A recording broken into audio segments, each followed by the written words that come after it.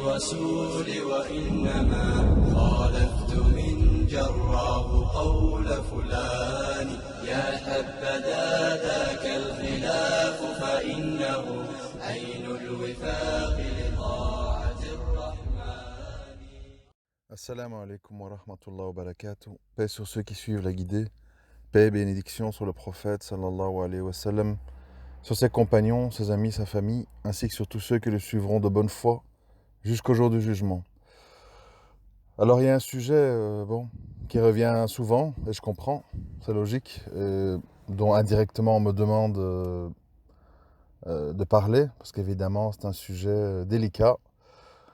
Donc ce sont deux sujets liés en fait, c'est la difficulté de se marier et le fléau de la pornographie chez les musulmans, comme chez tout le monde d'ailleurs. Alors, bien sûr c'est des sujets dont j'ai beaucoup parlé à gauche, à droite dans mes audios. Je vais essayer un petit peu de réunir ce que j'en ai dit et d'être le plus synthétique possible, Inch'Allah. Concernant d'abord l'histoire du mariage, on en a beaucoup parlé. C'est un sujet, si je fais la synthèse, qui est à la fois simple et compliqué. Il est simple dans le sens que, normalement, les musulmans qui craignent l'isolement, la solitude et donc les tentations, à un moment donné, doivent se décider à rechercher activement une femme, un homme pour partager leur vie. Malheureusement, Shaitan travaille, et c'est un sujet où il travaille beaucoup, parce que c'est un sujet central. Quoi qu'en disent certains puritains de l'islam, c'est un sujet extrêmement important pour l'équilibre psychique d'un homme ou une femme. Je dis femme parce qu'on a toujours tendance à dire sentiments, sexe, mariage, c'est les hommes, et les femmes, c'est un petit peu de loin. Quand on connaît la vie, on sait que c'est pas du tout comme ça. C'est un désir puissant et présent chez les hommes et les femmes, mais ça s'exprime et ça se montre et ça se dit différemment.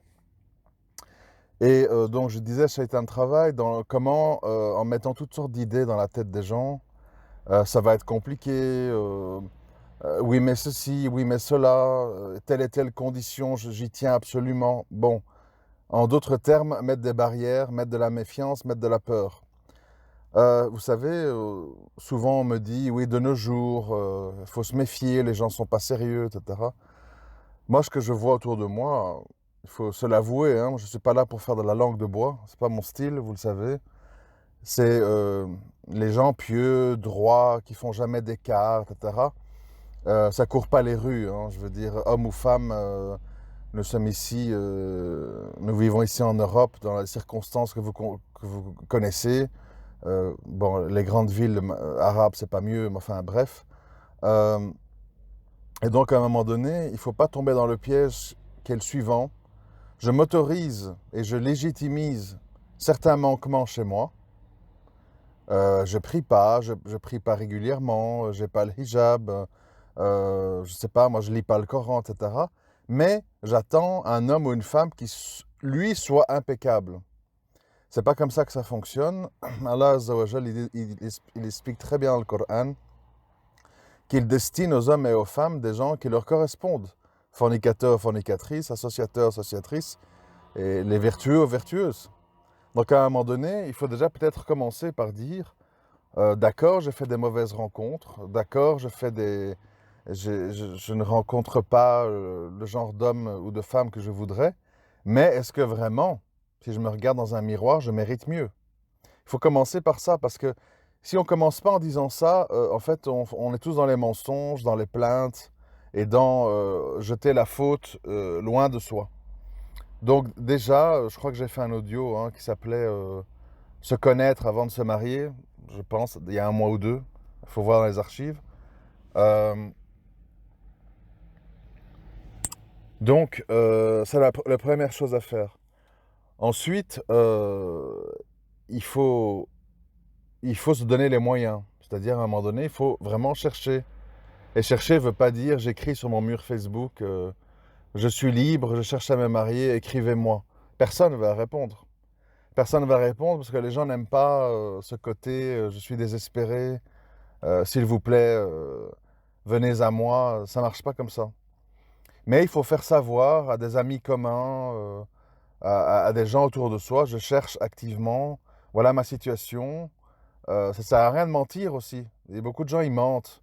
C'est-à-dire, euh, ils veulent pas dire la vérité parce qu'ils ont honte. De nouveau, on devrait avoir honte devant Allah, pas devant les gens. Mais bon, ça c'est un autre débat aussi.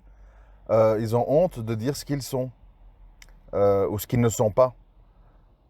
Il vaut mieux faire ça parce que si vous ne le faites pas, vous allez, comme je l'ai déjà expliqué, tomber sur des gens qui ne vous correspondent pas. Bref, ça c'est un peu concernant le mariage. Je ne vais pas en reparler parce que j'en ai beaucoup parlé.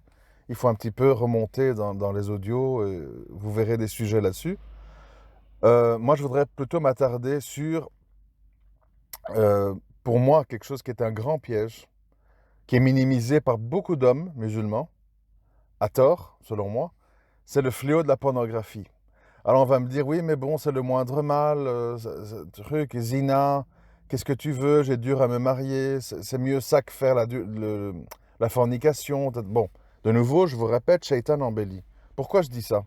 Parce que il ne faut pas penser que tout ce que nos oreilles entendent, à travers musique et autres, et voient à travers ces films, c'est sans conséquence. Je veux dire, il faut savoir que ces films, je répète, j'en ai déjà parlé, mais je vais insister, il faut savoir que ces films, les gens qui sont dans ces films, ce sont des acteurs. C'est pas des gens normaux. C'est-à-dire, ce sont des gens où on filme avec un certain angle de vue pour laisser penser que ils prennent des produits, ils prennent des médicaments, ils prennent des drogues, ils mettent des crèmes anesthésiantes, etc. Je ne vais pas vous passer les détails sordides, mais quand vous voyez des documentaires sur comment ça se passe en arrière-boutique, c'est en fait toute une illusion. Alors les gens croient que ce sont tous des grands performeurs sexuels, ils ne savent pas qu'on coupe au montage, qu'ils ont des pannes, qu'il y a des ratés, etc., qui font toutes sortes de soins esthético-médicaux pour faire ce qu'ils font. Bref, je ne vais pas entrer dans des détails que vous pouvez imaginer. Mais en attendant, le spectateur qui voit ça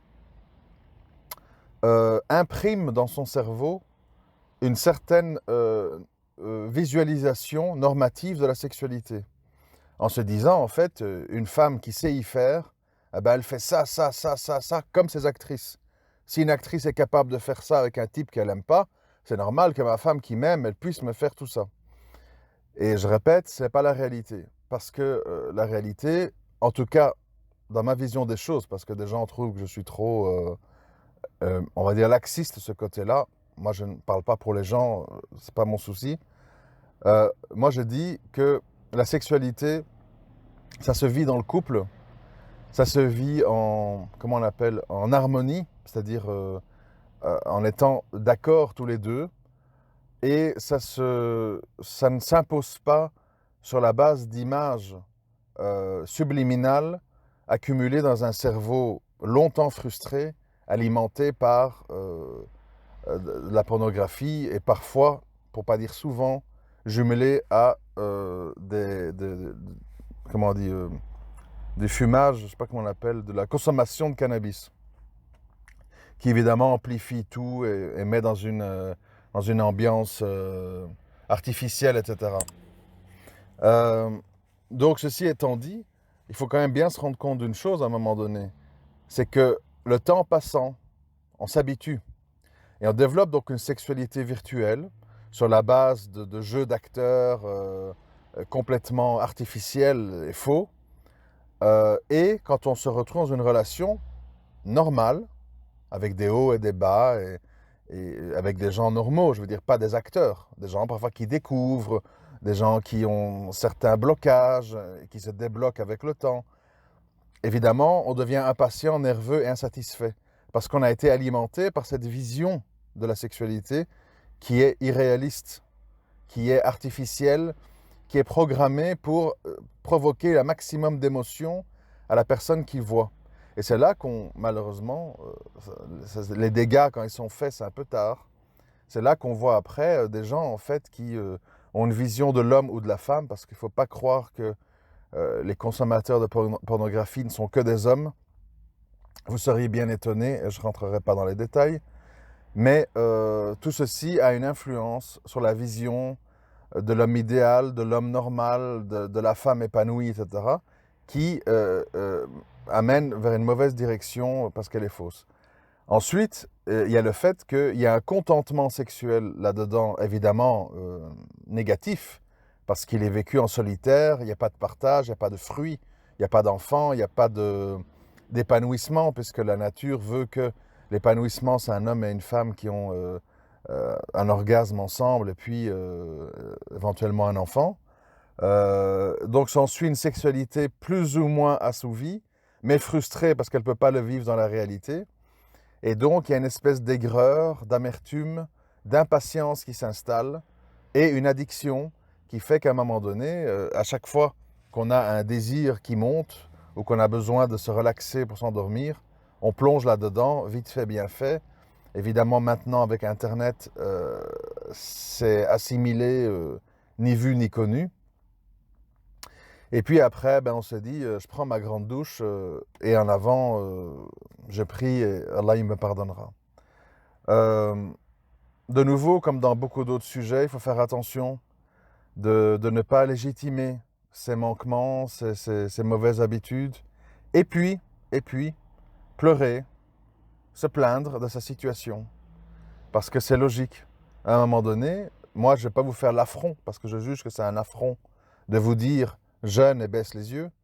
Ça, c'est pour les gens, quand on s'informe sur la biographie des compagnons et des gens de l'époque, c'est des conseils pour les gens qui sont entre la puberté et 16, 17, 18, 19 ans. On ne parle pas de gens entre la puberté et 30, 40 ans. Ou bien ce sont des saints et des gens qui sont très éloignés des tentations, parce qu'il y a ça aussi. Il faut savoir que l'homme a une capacité, bien sûr, de résistance, de patience, s'il baisse les yeux, s'il jeûne régulièrement, mais si aussi, si pas surtout, il se tient à l'écart des tentations qui peuvent évidemment l'amener à vouloir sauter le pas.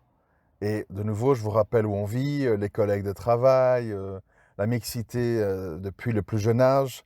Bien sûr que c'est difficile. Raison de plus que dans un pays où tout est bien séparé, pour, à un moment donné, se dire, oui, le mariage c'est dangereux, oui, ça peut se terminer en divorce, oui, elle peut partir avec les enfants, mais en attendant, au moins, je ne serai pas dans l'illicite.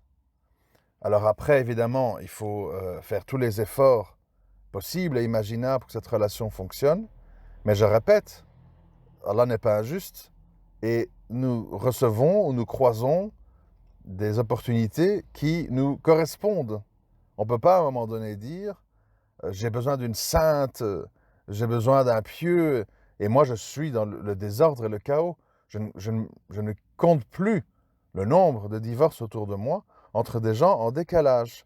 Des gens en décalage parce que à un moment donné, il y a eu des mensonges, il y a eu des non-dits, et à un moment donné, évidemment, ça ne tient plus. Voilà, je sais pas, il y a tellement de cas, hein, des frères qui avaient tel et tel objectif, tel et tel programme de vie. La fille, pour se marier, parce qu'elle veut sortir du bled et tout, elle dit oui, oui, oui. Et puis une fois ici, elle a soif de magasin, soif de ville, soif de consommation, soif d'indépendance. Et c'est la déchirure, avec un, deux, trois, quatre gosses au milieu. Et tout ce beau monde, évidemment, a sa religion qui est affectée, des frères très pieux qui ont dérivé, qui ont parfois tout lâché, parce qu'en fait, ils sont seuls face à leur épreuve. Ils tombent des nues, parce que beaucoup de gens, malheureusement, pensent que derrière un voile ou une barbe se cachent des saints. Non, il se cache un cœur, une âme, des habitudes. Et à un moment donné, c'est pour ça, n'en déplaise à certains esprits, moi je suis toujours pour une politique assez claire, qui est la suivante. On est abîmé, on est imparfait, on a des manquements, vous, moi, tout le monde, mais essayons et travaillons tous ensemble pour sauver l'essentiel. L'essentiel, c'est quoi? C'est s'éloigner du blâmable autant que possible. Le blâmable, vous le connaissez, voire le haram. Hein? qui est malheureusement devenue monnaie courante. Je pense à quoi? Je pense à tout. Riba, fornication, euh, le fait de participer à des idéologies et des systèmes de vote et compagnie auxquels on n'est pas du tout obligé. Enfin bref, sauvons l'essentiel. Euh, euh, Il y a aussi le fait qui est un peu mêlé à ça, c'est que les gens, notamment les frères, j'ai reçu un peu des messages qui allaient dans ce sens-là, se fréquentent de moins en moins, s'entraident de moins en moins. Vous savez, ça fait toujours du bien quand on a des moments de faiblesse, d'un petit peu faire un repas, se faire des petits rappels, de trouver une épaule plus solide que la sienne pour se redresser. Il faut avouer, il ne faut pas jouer tous les Rambo de la religion. Euh, Moi, je suis très lucide sur la situation, en tout cas ma situation et celle que je vois autour de moi. Nous sommes dans une situation de faiblesse, de précarité, de désordre, de chaos, et on doit sauver l'essentiel. Et si on vise trop haut, trop fort, d'abord on est déçu à un moment donné, on rebrousse chemin souvent, et finalement c'est le déséquilibre et l'instabilité dans nos vies. Et donc, pour arriver à cette stabilité sur laquelle construire, il y a des choses à faire et à ne pas faire. Si on commence à dire, bon, ben moi je prie, je fais le ramadan, mais à côté de ça, je vois du porno, je fume du shit, je parle avec des femmes, je passe des nuits blanches sur des jeux vidéo, etc., etc., dans votre esprit, il va se créer un désordre, un mal-être, et ça aura des conséquences. Il ne faut pas croire que le cerveau humain peut ingurgiter images et sons sans conséquences. Ça rentre dans une case, c'est stocké dans notre mémoire, et ça ressortira tôt ou tard. Alors bien sûr, je ne dis pas qu'on ne peut pas effacer ses péchés, qu'on ne peut pas arrêter ses mauvaises habitudes. C'est pas ça le sujet. Le sujet, c'est de dire attention de ne pas normaliser ça et d'en faire une habitude de vie. Sinon, ben, arrive un petit peu ce qui est arrivé avec l'affaire Tariq. C'est qu'à un moment donné, il dit ben, une fois, deux fois, trois fois, quatre fois, ben, ça se passe bien, la fille parle pas, elle porte pas plainte. Bon, ben voilà quoi, ça me convient. Et après, ça devient une habitude de vie et ça devient une normalité. Et puis, je vous le dis, Shaitan y travaille et je vais vous dire comment il opère, cette manière très vicieuse. À un moment donné, le musulman, la musulmane qui est là-dedans, qu'est-ce qu'il se dit? Il dit, bon, je suis quand même mieux que la masse. La masse, elle est incroyante, ils s'en foutent de tout, ils mangent du porc, ils prient pas, etc. Ou pire, d'autres musulmans, ils font du shirk, ils sont pas dans le tawhid. Bon, il y a une sorte de glorification de soi qui légitimise après les petits faux pas.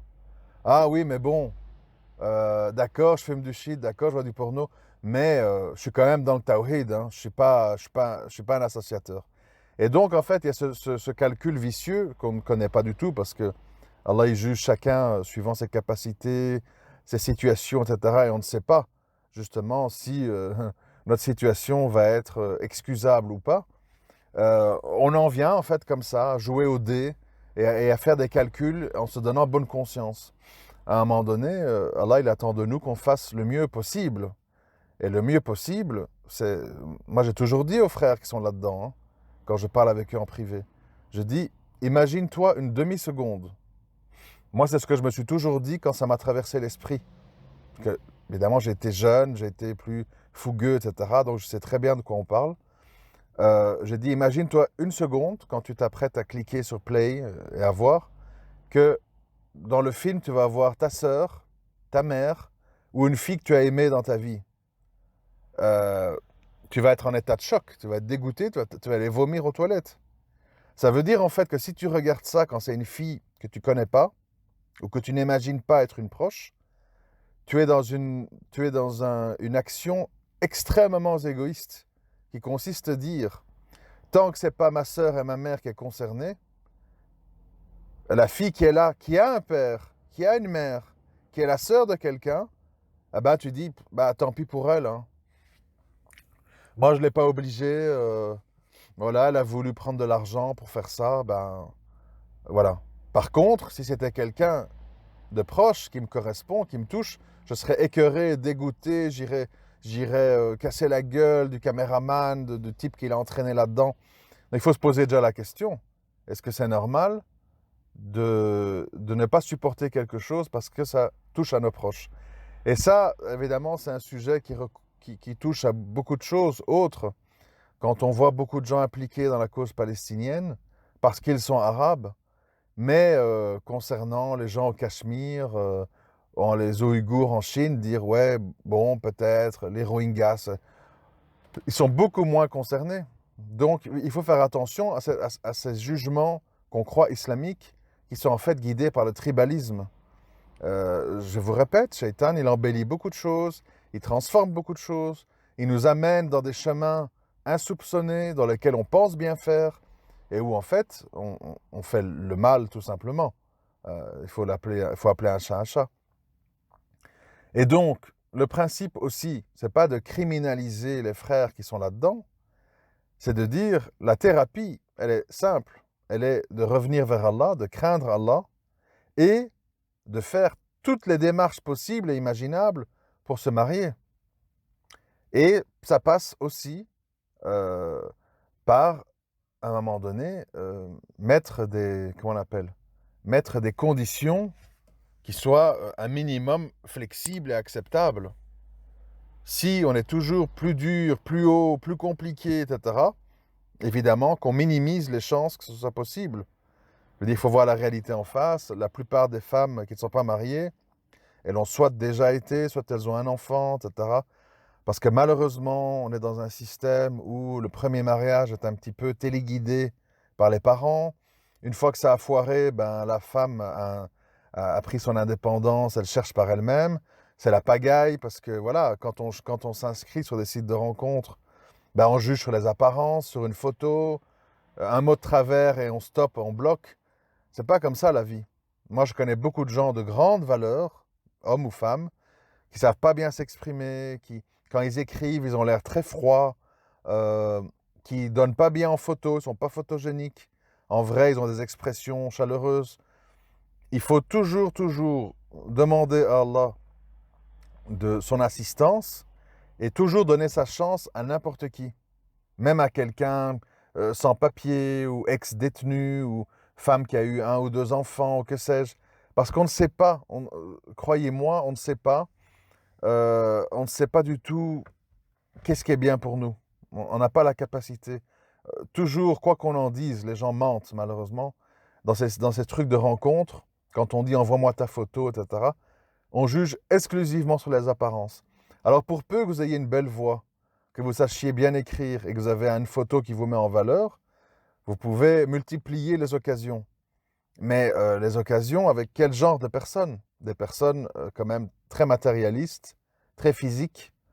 Après, je ne dis pas que le physique, c'est pas important. Mais vous verrez avec le temps que quand le psychique ne va pas, quand le sexuel ne va pas, le côté beauté devient très secondaire, voire inexistant. Bon. Euh, il y a des démarches, je ne connais pas tous les noms, hein, je sais que il y a toutes sortes d'associations qui mettent des choses en place. D'ailleurs, ce serait bien peut-être en commentaire que ceux qui les connaissent en parlent, parce que moi je ne connais pas tous les noms par cœur.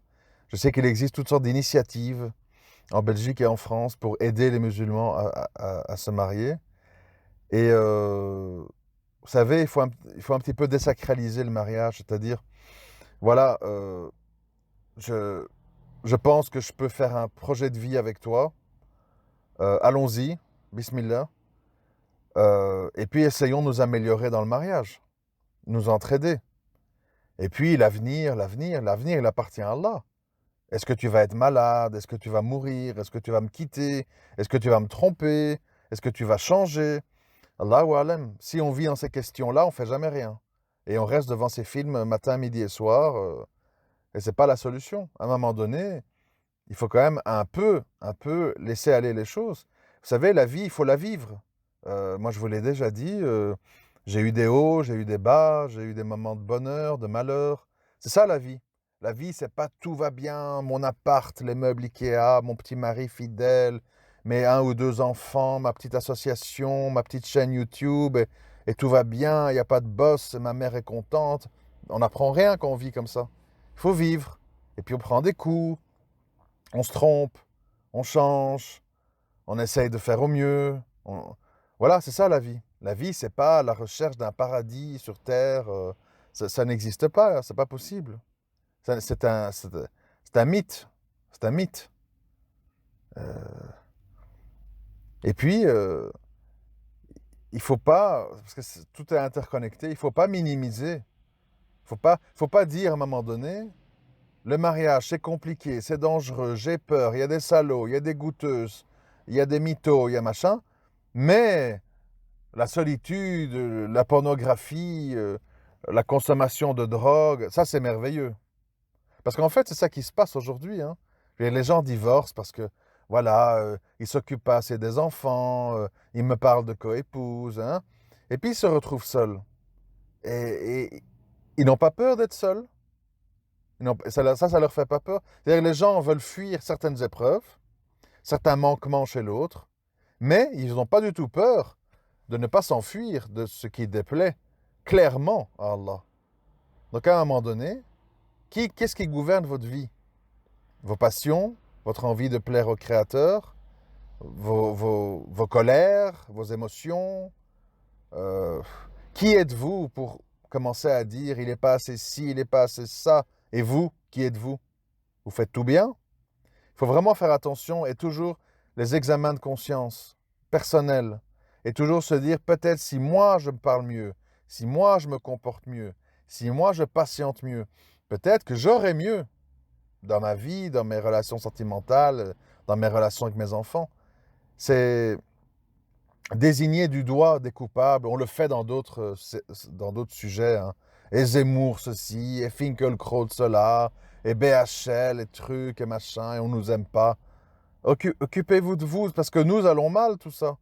Eux brillent parce que nous sommes dans l'obscurité, alors qu'on croit briller, hein. Bon, ça, j'en ai déjà parlé dans d'autres audios. Et donc, voilà ce que je peux en dire. Je ne peux pas en dire beaucoup plus. Je dis simplement que c'est un tout. Je ne minimise pas, bien entendu, le fait de jeûner, baisser les yeux, mais ça fonctionne un temps, surtout dans le monde dans lequel on vit. Et puis, il faut faire des choix basés sur la crainte d'Allah, pas sur la crainte de la vie. Allah, il est là, Allah, il existe, ou bien vous n'êtes pas croyant. Pourquoi vous allez anticiper le fait que ça va être négatif, votre mariage?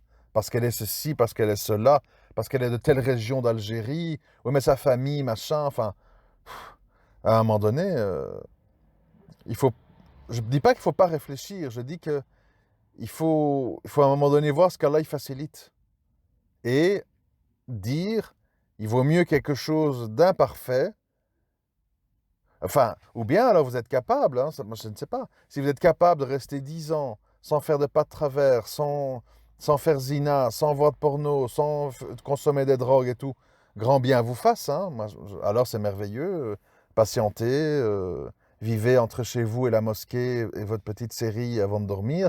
Bon, d'accord, mais je ne sais pas, moi de ce que je vois autour de moi, c'est pas ce que je vois, donc je ne peux pas parler de mythes et de gens qui vivent dans les nuages, qui font semblant. On voit où ça mène, hein, avec les prêtres catholiques, ça se termine pas dans du joli. Donc voilà, l'humain a été conçu pour vivre une sexualité, l'humain a été conçu pour se reproduire, et quand il ne tient pas compte de ça, il développe toutes sortes de maladies psychiques. Il ne faut pas se mentir à soi-même, hein. Alors effectivement, il consomme des drogues ou des médicaments pour se donner un coup sur la tête, quoi. Mais c'est pas ça la voie à suivre. Voilà, je vous laisse ici, j'espère que ça peut être utile. Je peux pas entrer en certains détails parce que c'est pas utile et ça va être mal compris. Mais vous voyez, grosso modo, ce que je veux dire et là où je veux vous amener. Qu'Allah nous protège et nous guide. Amin. Salam alaikum à tous et à toutes. وما علمت بأن أعداء الرحمن الرسول عليه عاب الخلف بالبهتان لشيوخهم ولما عليه قد مضى أسلافهم في سالف الأزمان. أسلافهم في سالف الأزمان.